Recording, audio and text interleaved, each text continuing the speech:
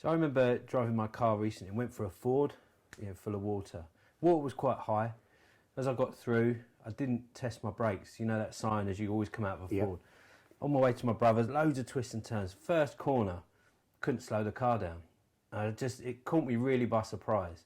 And I think one of the things we were going to talk about around mental health, particularly at the moment, and this idea of guys testing their brakes to making sure they can slow down. What do you think about that, mate? What's some of your experience or thoughts around the importance of testing your brakes, making sure you can slow down in time? Yeah, I just think this the pressure that particularly men are under, due to all sorts of reasons, and the list is limitless. And I think we have this sort of culture, this inbuilt thing in our DNA where we think we can keep going. Yeah. We can keep going, and it's very easy to ignore those signs where you've got to test those brakes. Yeah. And unless you test those brakes, as you've just said. Yeah. And maybe it might even be a question, if you're in that moment and you know life is relentless and you're flat out and you know you're like a stretched bit of fabric and it's gonna rip at some point, you can feel the tension across your life. It might just be a bloke saying to you, are you okay? Are you doing too much? What's the rhythm of your life at the moment? Tell me what your week looks like. Because sometimes you might not even be able to identify it yourself because you're so caught up in that moment. You were a busy guy in your working career and you're a busy guy now. You've understood those stresses and pressures, haven't you? I have, and there are times where I can see it in other fellas, even if they can't see it themselves. Yeah. And it's having those relationships with each other where you can say to another guy, hang on, are you okay? Are you really okay? Yeah. And it's been said to me in the past where somebody has said to me, how are you? And I've done the bloke thing, I'm all right, thank you. Yeah. And then he's gone, but you're not, are you? Yeah.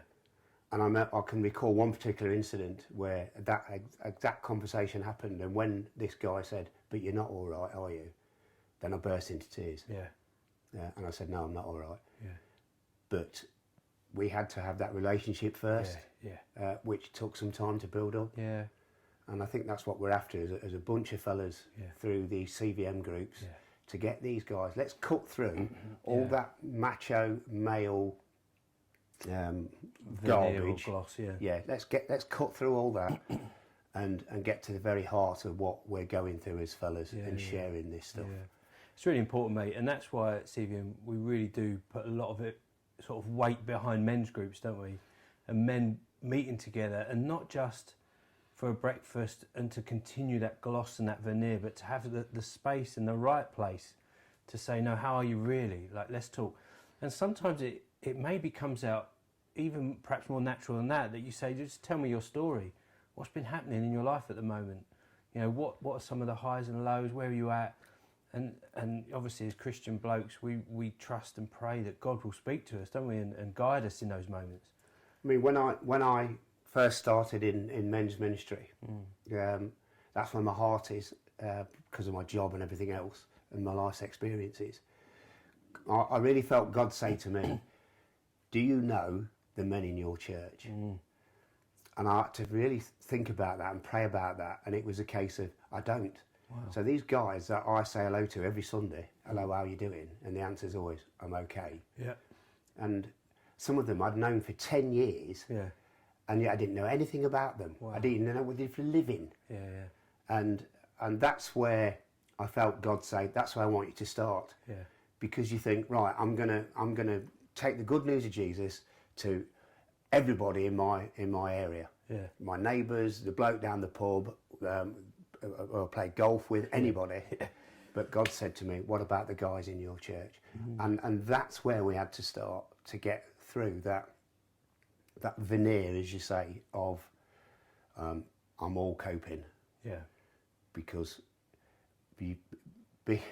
because you follow Jesus doesn't make you exempt from all that goes on in life. We're not exempt. Yeah. And we've got to cut through all that and get these guys together. That's powerful, that, mate.